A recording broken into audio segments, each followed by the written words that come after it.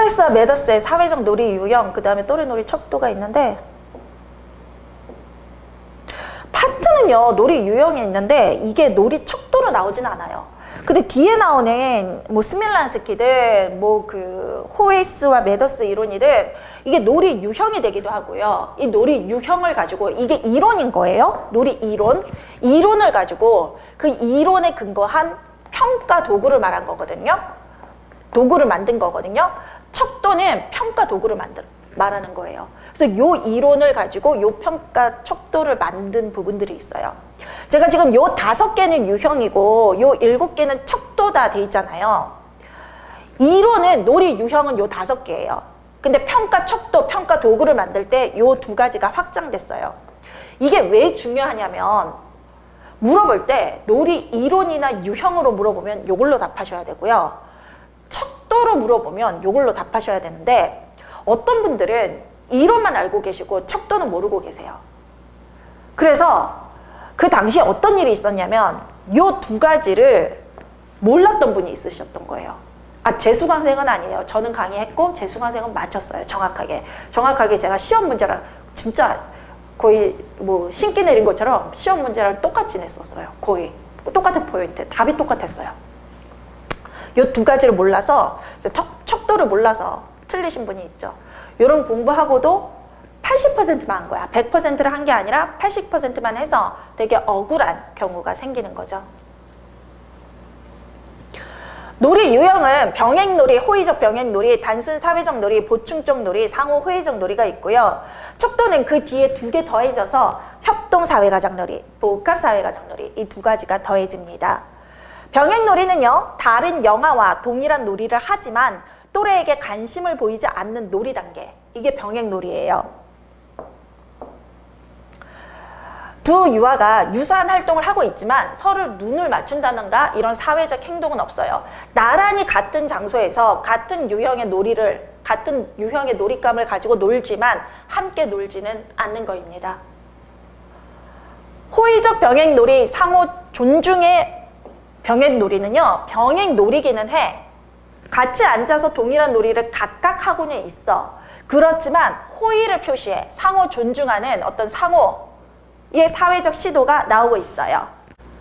호의적 병행놀이는 또래와 동일한 놀이를 하면서 눈맞춤 등의 호의를 보이지만 상대에게 말을 거는 등의 사회적 시도는 안 해요. 그래서 여기서 말하는 호의적 상호 존중의 행동은 눈맞춤이나 어떤 비언어적 신호, 말을 거는 거는 언어적 신호는 사회적 시도라고 봐서 하지 않는다라고 돼 있어요. 그래서 비언어적인 호의적 신호를 보이는 거고, 유사하거나 같은 놀이를 하고 있어요.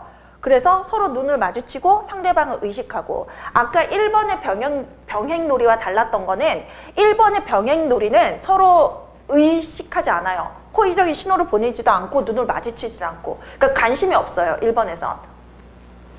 3번 단순 사회적 놀이는요.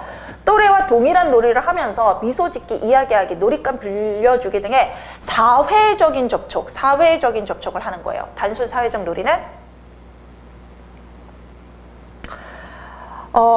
여기서 사회적 접촉에는 언어적인 상호작용이 들어갑니다. 그리고 물건을 주고받는 것도 들어가고요. 이런 걸로 포인트로 구별을 하셔야 돼요. 이 이론은.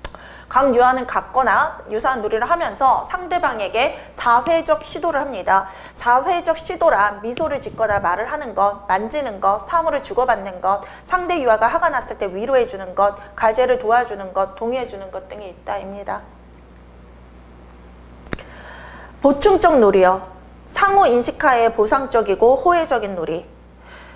자, 보상적이고 호혜적인 놀이. 협력합니다. 그런데 협력해서 놀이를 해요. 그리고 서로 인지해요. 그런데 사회적 지지를 얻으려는 노력은 안 한대요. 사회적 지지가 뭐냐면 자신의 어떤 그 놀이에 내가 뭔가 원했을 때 거기에 좋아라던가 아니면 내가 하는 행동에 대해서 인정을 받고 싶다라는 거거든요.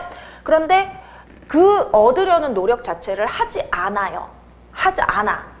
그래서 뭐 서로 상호작용을 하고 보상적이고 호혜적인 좋은 그런 활동을 하지만, 그리고 서로에 대한 존중과 인식을 보이지만 그 아이가 그것을 동의를 하든 동의를 하지 않든 그런 노력 같지는 안 한다라는 거예요.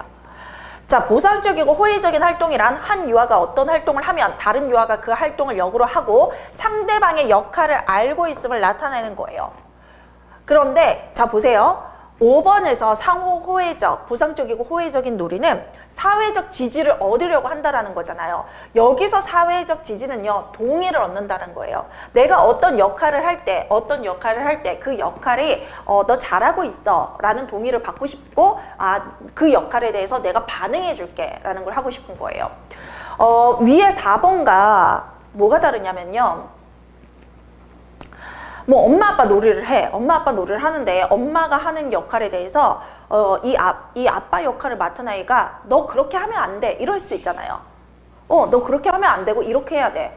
근데 이 엄마 역할을 맡은 아이가 싫어. 내 맘대로 할 거야. 난 상관없어. 너가 뭐라고 생각했어. 난 내 맘대로 할 거야.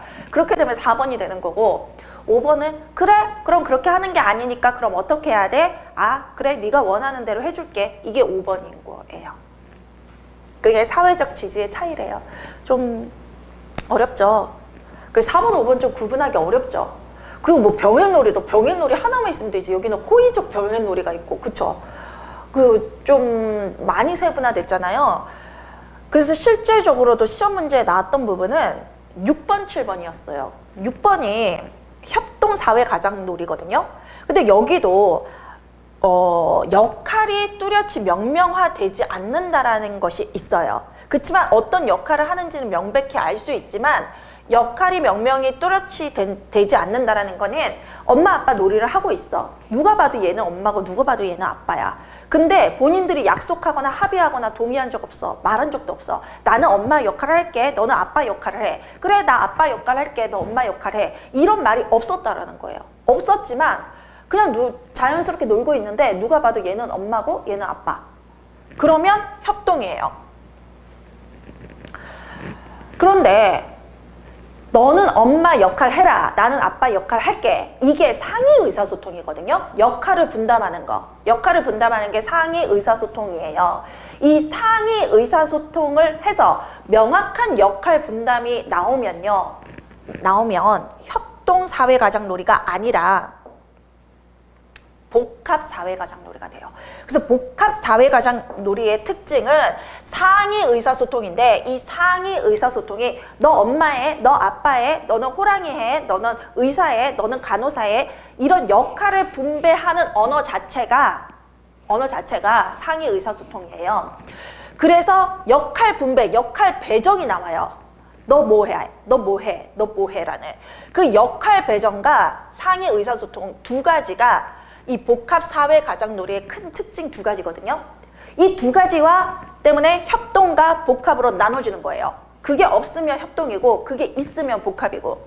그래서 이 부분 복합사회가장놀이가 나오면서 이 두 가지 포인트, 협동사회가장놀이와 구분되는 이 두 가지 포인트가 시험 문제에 나왔어요. 상위 의사소통이란 유아가 일시적으로 자신의 역할을 떠나 놀이에 대해 이야기하는 거고 역할을 배정하고 새로운 놀이 각본을 제안하고 현재의 각본을 수정하고 다른 놀이자의 행동을 일러주기도 하는 이런 것들이 나왔대요. 그래서 역할 배정과 협동사회가장놀이에 역할 배정과 상위 의사소통이 더해지면 복합사회가장놀이가 된다. 이게 시험에 나온 포인트다. 그 당시에 제가 이거를 모의고사 때 똑같이 냈는데 답이 똑같았어요. 답이. 지문은 당연히 달랐겠지. 지문이 똑같으면 그거 너무 이상한 거야. 그치? 그쵸? 시험 문제에 나온 지문을 내가 그 전에 모의고사에서 냈어. 그럼 뭐야? 내 문제를 인용했다는 거지. 그치? 아니면 나랑 무슨 모종의 관계가 있었다는 거지. 평가원이라.